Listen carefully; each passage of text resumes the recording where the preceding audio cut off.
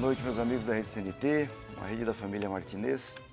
Estamos de volta para mais um Jogo do Poder. Hoje eu tenho a grande satisfação de receber aqui a doutora Sâmia Bonavides, procuradora de Justiça no Paraná.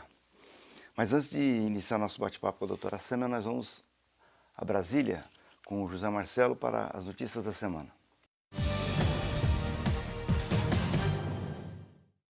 Mais uma vez, os deputados federais mostraram que não estão em sintonia com os anseios da sociedade. A comissão especial que discute propostas de combate à corrupção pode mudar o projeto que teve milhões de assinaturas para punir os maus políticos.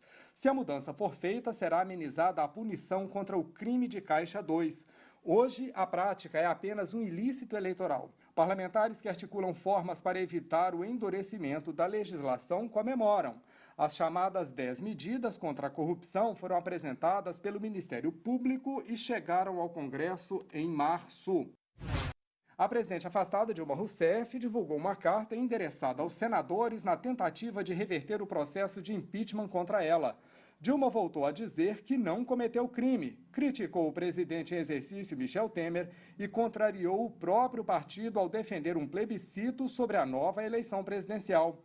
Ela também confirmou que vai ao Senado se defender no processo. O julgamento final da presidente afastada está marcado para começar no dia 25 de agosto, quinta-feira, às 9 da manhã, quando os senadores começam a ouvir as testemunhas apontadas pela defesa e acusação. Os questionamentos seguem no dia 26 e vão terminar quando todos os senadores inscritos tiverem a chance de fazer perguntas. Terminou o prazo para o governo convocar os estudantes pré-selecionados para o FIES a se inscreverem para vagas no segundo semestre deste ano. Mas a mudança nas regras tem feito muita gente abrir mão do programa e dos estudos. Novas exigências, como ter no mínimo 450 pontos nas provas do Enem e não zerar na redação, dificultam o acesso ao FIES desde o ano passado.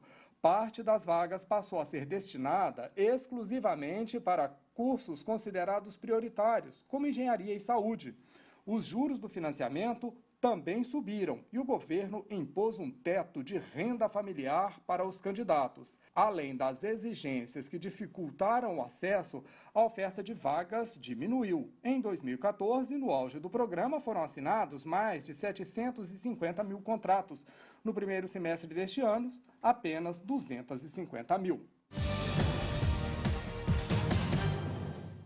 Voltamos aos estudos da Rede CNT em Curitiba, para começar nosso bate-papo com a doutora Sâmia Bonavides, procuradora de Justiça no Estado do Paraná. Muito boa noite, muito obrigado por ter comparecido aqui e prestar esclarecimento sobre esse ponto muito interessante que faz parte desse novo mundo que nós estamos vivendo no Brasil depois da Constituição de 88, que é a justiça restaurativa. Isso é uma tentativa, é um projeto praticado em alguns lugares. Eu queria que se tivéssemos um esclarecimento para o telespectador qual a origem disso, né? Quais os países que começaram a praticar isso e como é que essa ideia vem chegando e como é que ela está acontecendo no Brasil. Muito obrigada pela oportunidade de estar aqui. Eu acho que o mais importante com relação à justiça restaurativa e às práticas restaurativas é a possibilidade de disseminar a ideia e a mudança de paradigma. Para responder sua pergunta, Luiz Carlos, com relação à origem disso, eu diria que isso remonta à década de 70, né? E foi um psicólogo que atuava na área forense, atuava com detentos, né, que fez um trabalho para apresentar num evento que só iria tratar da questão da justiça restaurativa.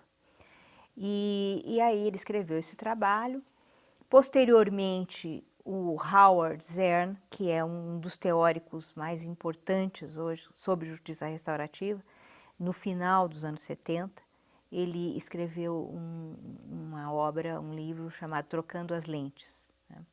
E justamente o que a justiça restaurativa busca fazer é trocar as lentes. Se você observar, a justiça restaurativa, ela é praticada, ela nasceu, ela é praticada nos Estados Unidos, na Nova Zelândia, no Canadá, dentre outros países, né? Então, eu citaria principalmente nesses 3 países e também no Brasil, com projetos experimentais, né? Também nós temos experiências na América do Sul, não só no Brasil, mas em projetos experimentais. É uma troca de lentes mesmo, porque o Estado, normalmente, ele vê, vamos falar do crime, né? O crime é uma violação à norma, né? E na justiça restaurativa, há uma mudança de paradigma, no sentido de que o crime é uma violação à pessoa e é também uma violação às relações interpessoais, né? Então, por isso o termo restaurativo é restaurar as relações com a outra pessoa. E eu até diria um pouco mais, em alguns casos não é restaurar, mas é realmente construir, porque existem relacionamentos que eles são, vamos dizer assim, construídos de uma forma totalmente errada, equivocada, né? E isso, e a partir disso, acontecem coisas, né? No decorrer da vida, da convivência entre as pessoas no meio social, que não são coisas desejadas e que nem devem ser mantidas dessa forma, mas devem ser reconstruídas, né, de uma forma dialógica, né? Então, se preza muito o diálogo, um escutar o outro. E aí existem técnicas para se fazer essa prática restaurativa, né? E o importante é a aplicação correta das técnicas. O Ministério Público do Paraná está inaugurando isso, é protagonista sozinho, ou isso já está, de certa forma, razoavelmente encaminhado pelo Brasil? Na verdade, há um incentivo do Poder Judiciário, via Conselho Nacional de Justiça. Recentissimamente houve a regulamentação, porque havia, assim, trabalhos que eram estimulados sem uma regulamentação. Recentissimamente, eu acredito que não faz um mês, se fizer pouquinho mais que um mês, o CNJ, ele editou a resolução regulamentadora, né? Há muitos projetos experimentais no Brasil. O CNMP, que é o Conselho Nacional do Ministério Público, em dezembro, acho que foi dezembro de 2015, agora nesse momento me fugiu, ou 2015 ou 2014, regulamentou também práticas autocompositivas, e ele elencou 5 práticas, a resolução número 118. Agora me falhou mesmo, não sei se é dezembro de 2015 ou 2014, mas regulamentou, porque nós, no Ministério Público do Paraná, já trabalhamos há mais tempo com o projeto. O projeto se chama MP Restaurativo e é Cultura de Paz, mas o projeto que visa lançar a discussão dentre os promotores de justiça, procuradores de justiça, para que nós busquemos encaminhar práticas restaurativas naquilo que o Ministério Público atua e para que nós juntos consigamos coletivamente, de baixo para cima dos promotores, para a administração superior do Ministério Público, né? Como é que nós achamos que devemos aplicar essas práticas. Mas tem o CNJ com a regulamentação dele, tem o CNMP com a regulamentação já de 5 métodos autocompositivos, dentre eles práticas restaurativas, né? E agora nós estamos nesse trabalho de conscientização, de sensibilização. Eu gostaria de saber sobre esses 5 métodos, mas nós vamos falar depois dos comerciais, que eu tenho que dar uma paradinha, mas nós voltamos em seguida.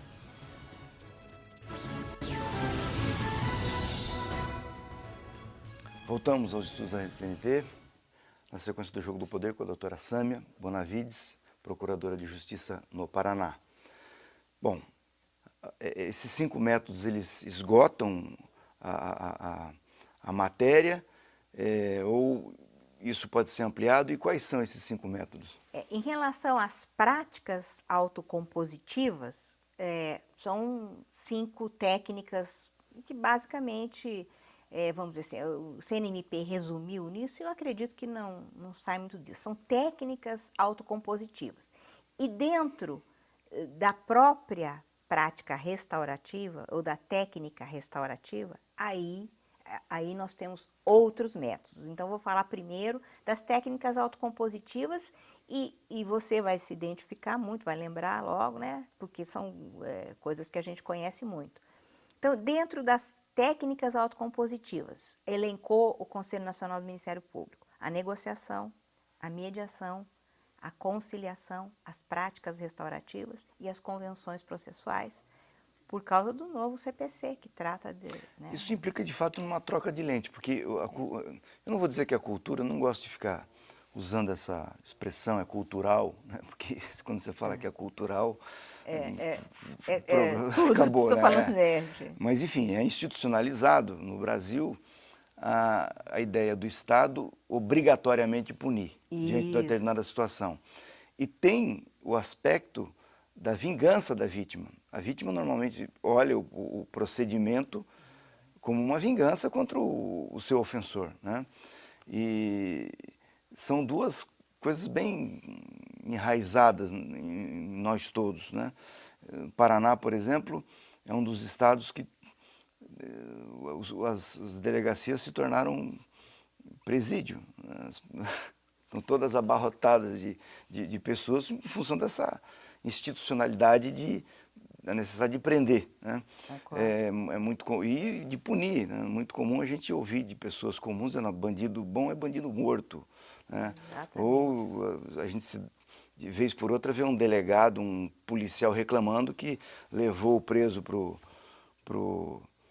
juiz e o preso no outro dia estava na rua, né? Agora com essa reclamação, há uma grita contra a audiência de custódia, né? Inexplicável, que no Paraná parece que o último dado que eu vi é que cerca de 40% das prisões elas não têm acontecido em função da audiência de custódia, que vai nessa linha, né? Um pouco de você trocar a lente, né?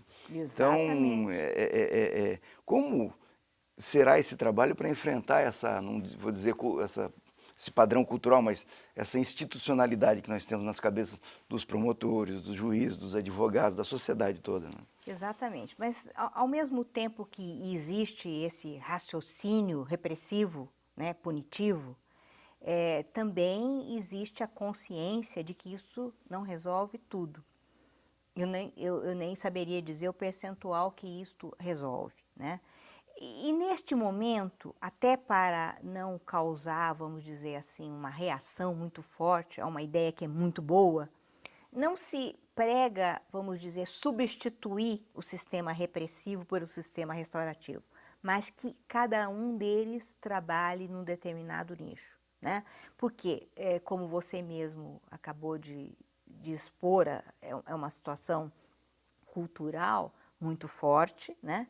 E que, obviamente, nós vamos precisar trabalhar isso aos poucos, né?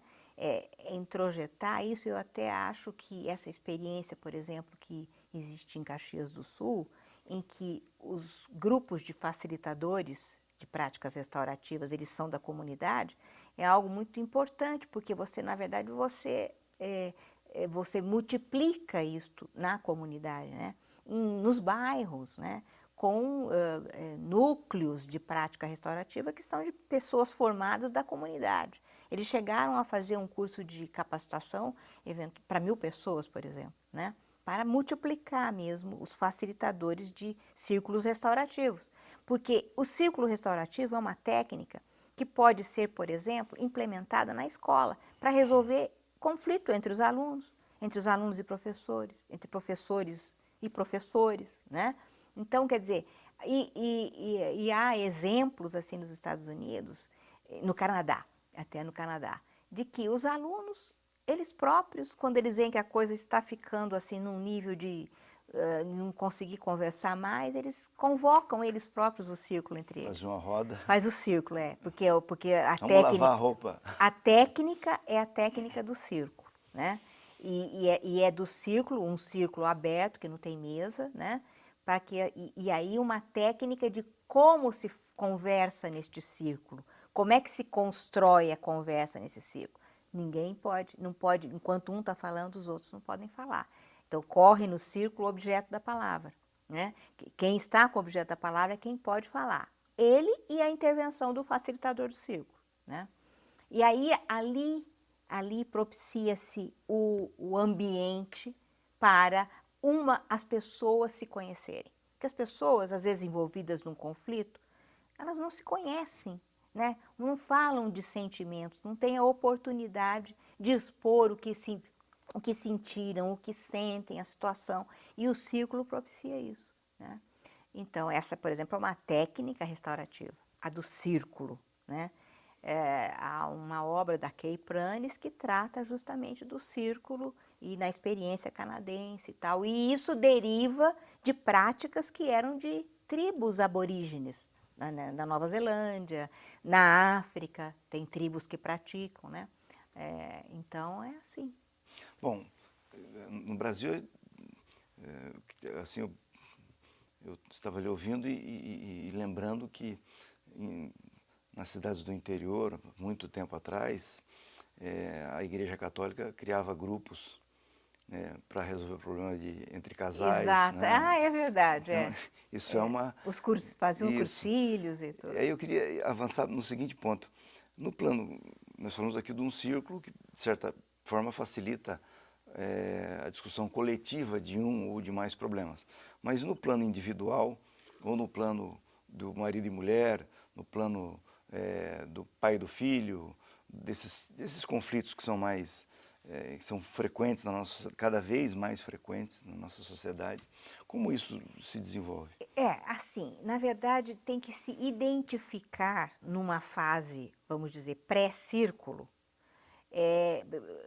qual é a técnica que vai ser adequada para aquela situação conflituosa, né? Pode existir situações que não sejam adequadas ser solucionadas por meio do círculo. Aí pode-se pensar numa mediação, por exemplo, né? Aí o mediador fazendo encontros com um casal, com tal. Mas, por exemplo, em se tratando de questões relacionadas a adolescentes, né? Por exemplo, vamos dizer, prática infracional de adolescente. Por que é que o círculo, e aí o círculo envolvendo mais pessoas do âmbito do relacionamento. Então, nós já temos o pai, o filho, a vítima. Mas podemos ter também, assim, e aí isso é identificado no pré-círculo, um avô que exerça sobre aquele adolescente uma influência importante. Um amigo, um vizinho. Um vizinho, um professor. Sim. E aí pode-se fazer o círculo envolvendo... Por isso a importância do círculo, porque ele não se esgota no trabalho do círculo, mas há algo que começa ali e que tem que continuar depois. E aí tem fases pós-círculo. Né? Agora, isso também implica em ter que trocar a lente da vítima, né? Mas nós vamos ter que falar sobre isso depois do intervalo. Daqui a pouquinho nós voltamos.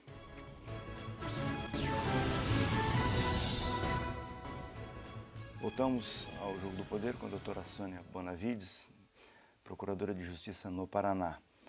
Bom, isso implica em a vítima mudar um pouco a sua... Porque o ofendido tem esse sentimento de querer dar o troco, se vingar. Isso é uma coisa natural até, né? E nesse processo do círculo, pressupõe que a vítima renuncia a isso, né? Ela mesma se disponha a mudar a sua ótica, de buscar a reparação ao invés da vingança, né? Mas, sabe, e foi até bom, essa pergunta teria que surgir, mas foi bom porque eu completo raciocínios que eu deixei sem complementar antes, em razão de perguntas que você me fez. Não dá pra a gente se perde às vezes na resposta, não dá para responder tudo. O problema é o seguinte, é que essa técnica punitiva, isso do Estado dizer que há uma violação a um bem que é protegido pelo Estado e o crime é isso, na verdade, se você refletir bem, e os estudiosos falam isso, você afasta a vítima do processo. Não tem ninguém que saia mais insatisfeito do processo, mesmo ao cabo da punição, né, do que a vítima. O fato dela saber, por exemplo, foi punido, vai para a cadeia, não vai para a cadeia, ou vai receber alguma coisa, é alguma coisa que dá assim, digamos, aquilo não ficou em vão, mas não que isso traga satisfação pessoal a ela. Às vezes traz até frustração. Frustração. Você tocou no ponto central. Normalmente só traz frustração. Ela vê, por exemplo, que ela não teve oportunidade sequer de ser ouvida no drama que ela viveu. Não teve ninguém para escutar isso. Talvez, e eu acho que é isso, esse é o ponto central, é importante para ela era dizer isso para o próprio ofensor. Olhar no olho e falar. Exatamente. Algumas, não. Tem estilos e estilos de pessoa, personalidades, né? Algumas não, né? Mas muitas, o que elas só querem é isso. É que elas querem compreender, por exemplo, o ato agressivo. Por que escolheu a minha casa? Por que prendeu minha família no banheiro? Por que bateu na minha mãe? Por que me deu uma coronhada na cabeça, né? Tem gente que quer saber por quê. Porque aquilo representa um trauma vivido na vida da pessoa, que ela acha assim, bom, então agora eu sou uma pessoa marcada, eu vou sofrer isso. E às vezes não tem nada disso. Às vezes ela vai escutar do agressor que ela escolheu aquela casa porque foi que apareceu. Porque é onde ele estava passando e viu a janela aberta, ou viu o portão aberto. E isso, às vezes, já sabe, olha, realmente, então eu não, sabe, eu não sou uma pessoa que, eu posso continuar morando naquela casa, não vou ser, não é uma coisa que é dirigida, né? E estou te dando um dos exemplos, mas podem ter outros exemplos. Se você quer saber, parece até estranho, né? Mas há relatórios de pesquisas na Europa de aplicação de prática restaurativa com muitos resultados positivos na área do estupro, né? Do próprio estupro. Às vezes a pessoa quer saber, né? O que é isso? Que tipo de provocação eu fiz? Por que me escolheu? E isso também dá a possibilidade de se tratar com mais reflexão a ideia de que o ofensor pode ser um doente, né? Porque quem estupra uma pessoa, né, o homem que agride uma mulher não pode ser uma pessoa normal, tem alguma coisa errada nele, né? Exatamente. Tem aspectos relativos a desvios de personalidade, tem aspectos relacionados a questões culturais que precisam ser trabalhadas de outra forma. Eu estava lendo, acho que trabalhadores que vêm dos países de cultura islâmica, que vão, por exemplo, para aquela região Noruega, para trabalhar lá. Quando eles chegam, eles são capacitados para dizer, Pra olha, viver na sociedade. nossa cultura, Sim. mulher sai à noite e tá. Isso não quer dizer que a mulher está ali, porque eu não sei se você chegou a ver, tem um documentário fortíssimo de um estupro coletivo ocorrido a questão de, não sei se coisa de 3 anos. Foi no norte da África, né? Na Índia. Na Índia, isso, exato. Uma coisa pavorosa que fizeram. Mas aquilo, em princípio, você vendo o documentário, não tem nenhum doente. Tem gente que achava que ela não podia sair à noite. Que ela estava com uma amiga, não estava sozinha, né? Mas que mulher não podia sair àquela hora. Não. E se ela saiu, ela se predispôs àquela situação, né? Então... Mas aqui nós temos também gente que raciocina assim, bom, se a moça estava com a saia muito curta, o que ela queria? Exatamente. Pediu, né? Por isso que na questão da violência doméstica, nós falamos dentro do Ministério Público, porque se trabalha a questão de criar oficinas para o homem agressor. Eu falei, o projeto MP Restaurativo está à disposição para ir fazer trabalhos com eles nesse sentido. Me lembro agora, na Universidade de São Paulo, uma moça que estava com um vestido muito curto ou uma camisa muito decotada, teve um problema de assédio lá e virou uma notícia nacional. Aquela Geise Arruda, eu acho. Isso, exatamente. Que hoje está totalmente mudada, ela é uma pessoa, né, muito... E era uma fase da vida dela em que ela se vestia daquela forma, tinha o direito de se vestir, lógico. como outros têm, né? Mas, então, Então, na verdade, assim, se abrem possibilidades muito interessantes de tratar de outras formas, se acreditando que existem essas formas, porque eu não sei porque que, na verdade, assim, eu não sei, parece assim na medicina, acham que só remédio é que funciona, assim, mudar o estilo de vida, cultivar, né? Não Então, o que resolve. nós estamos, nós estamos, na verdade, tentando disseminar é o fato de que tem formas de você mudar as relações no meio social, quer aquelas onde já ocorreram os problemas, onde já ocorreram os conflitos, quer você trabalhar para que elas nunca venham a ocorrer, né? Perfeito. Doutora Sâmia, eu sou entusiasta de qualquer tipo de iniciativa que humanize mais o mundo, né? E essa certamente é uma extraordinária iniciativa. Parabéns. Espero poder mais na frente voltar a conversar sobre esse assunto para a gente saber como andam essas coisas. E o projeto concorre agora como finalista, já é terceiro lugar, num prêmio do CNMP, que vai aí, talvez o projeto obtenha mais que o terceiro lugar, estamos torcendo para isso, né? Num prêmio no CNMP de projetos inovadores como esse. Muito obrigado. Foi um prazer enorme recebê-la aqui. Obrigada. E vocês todos que estiveram conosco até agora, muitíssimo obrigado. Vamos falando durante a semana pelo www.jogodopoderparaná.com.br. No próximo domingo eu estou aqui para mais um Jogo do Poder. Uma grande semana e um grande abraço a todos.